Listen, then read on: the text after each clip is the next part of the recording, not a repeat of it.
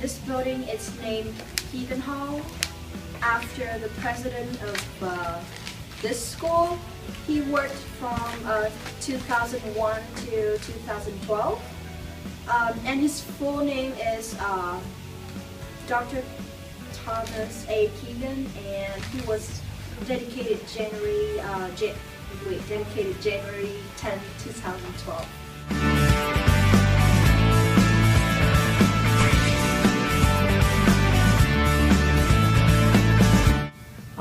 When I get here around 8, it's open, so I assume they opened up before that. I think it stays open into the evening. I think if they have a class going on Saturday, they unlock it, but if not, it's probably locked. The building, the first working name was called the M Building, also the Science and Technology Building, but then it was named Keegan Hall after our previous college president. Science and technology can kind of give you an idea about that. So science classes are taught here, there are science labs here.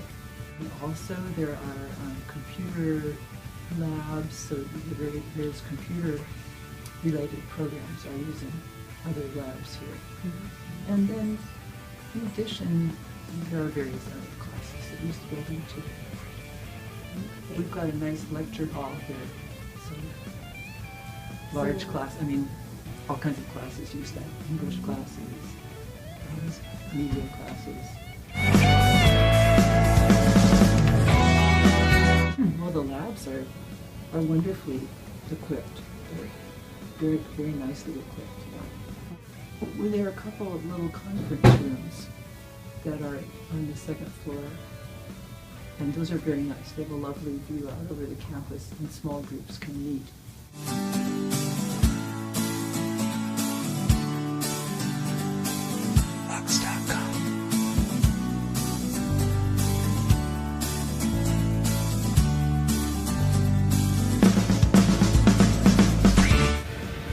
Hi, this is tennis court in Peninsula College.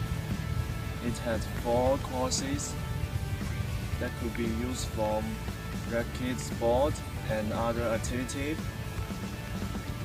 Bye. Lux.com.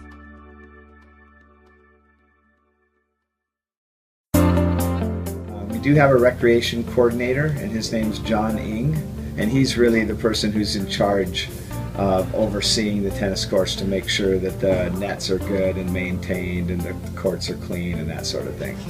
Yeah. Okay, so the hours of the tennis court are pretty much daylight hours because they don't lock it, so it's open anytime that there's light enough to play.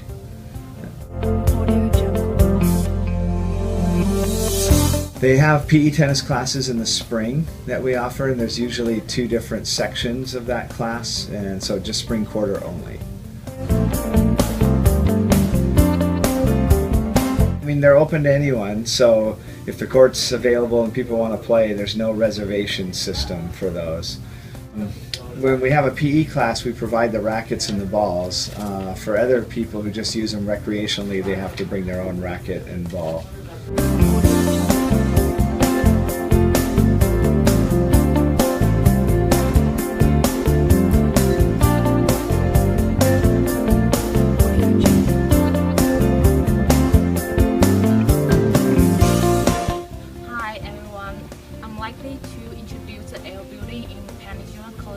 There are a lot of biology classes and other sciences classes for the nursing program.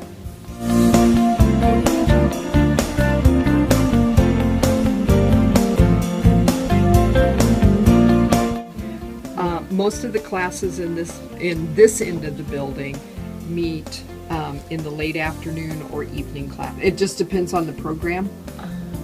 Everything. The ITV classes go till 9 or 10 o'clock at night. So we're usually one of the last ones off the campus. And so that's why it's really quiet here now, because nobody's here yet.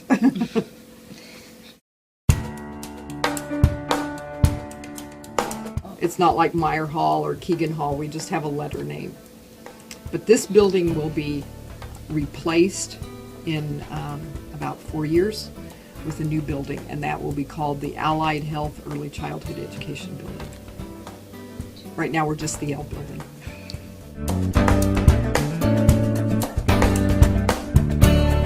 In this area that we're in right now, the coordinator of the Family Life Education Program, Pam Maritas, is in here. Myself, I'm Yvette Klein, and I'm the coordinator and faculty in the Early Childhood Education Program. And then there's an office for the ITV tech, Kathy Davies, and then whatever instructors are teaching in ITV work in this building.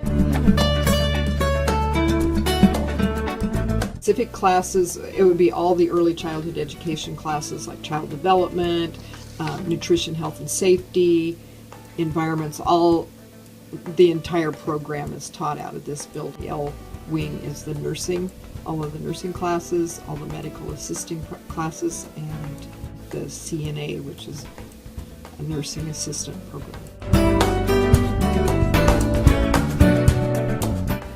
We do what is called interactive television classes, or classes here, which means we have students here in this building, but we also have students in Forks, in Nia Bay, and in the Port Townsend, Port Hadlock area.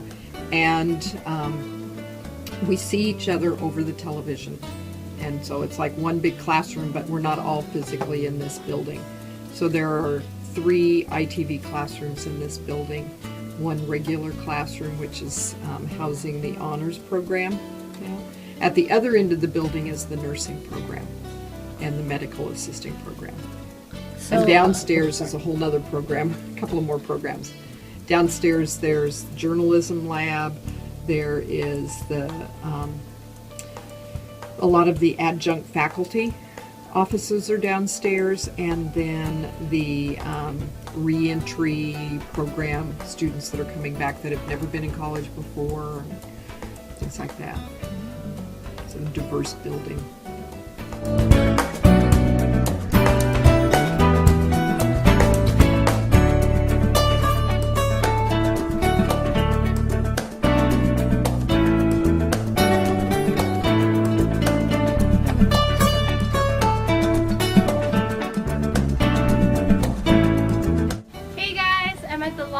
In Peninsula College. It's the first longhouse at a community college, and it was opened in 2007 by the help of Peninsula College and the 6 area tribes.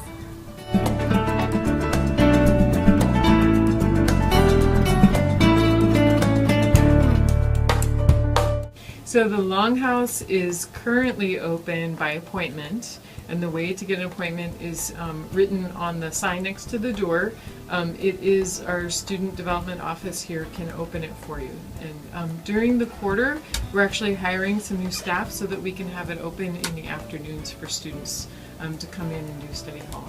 There's also a lot of student club activities that happen there, and those are by special dates. The next one is going to be October 2nd, which is Thursday, between 2 and 4.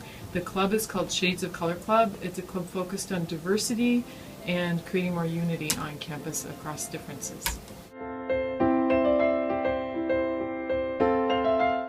Its name comes from the Klallam native name. The Klallam people are the Native American people of this territory, and so they are kind of the hosting tribe.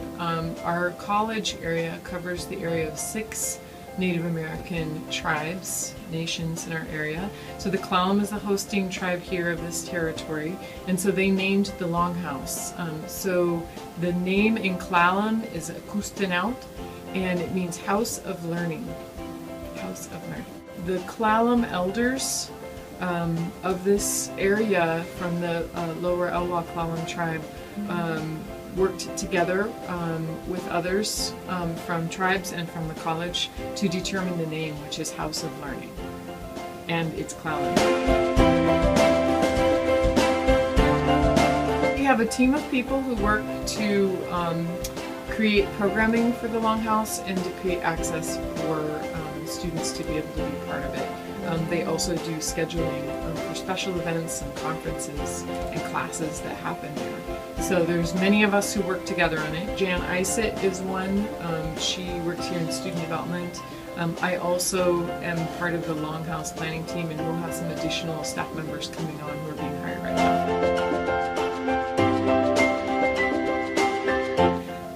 There's a regularly scheduled class. It is a learning community of English 101 and also English 245. The class is called Bridging Cultures. It meets there once a week. In addition, the Evergreen State College has a bachelor level program that is taught in partnership with Peninsula College at our Longhouse, and it meets in the evenings, Mondays and Thursdays, starting at the end of this month and throughout the year.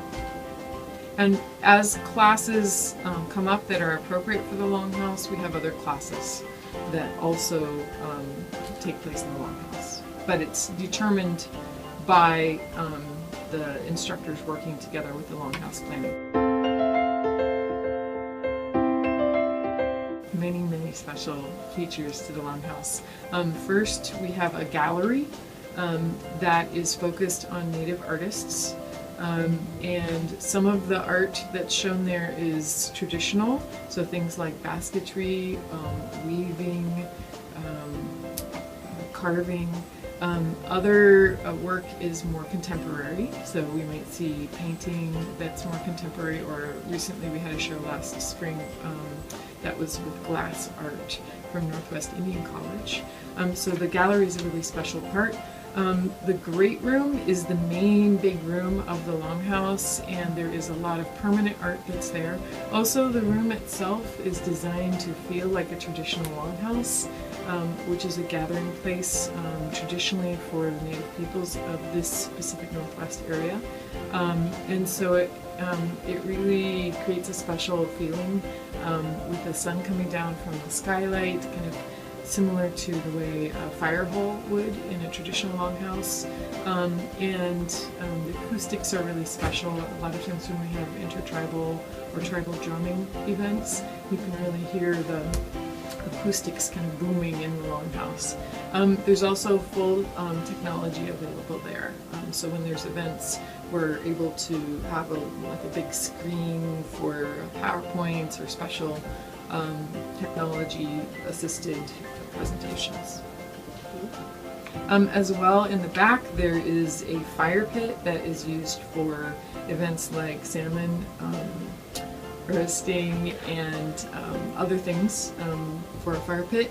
And all around the Longhouse there are trails, and kind of the natural beauty of the cedar wetlands right there is part of the experience of the Longhouse that you certainly feel as you're walking up the walkway over the wetlands.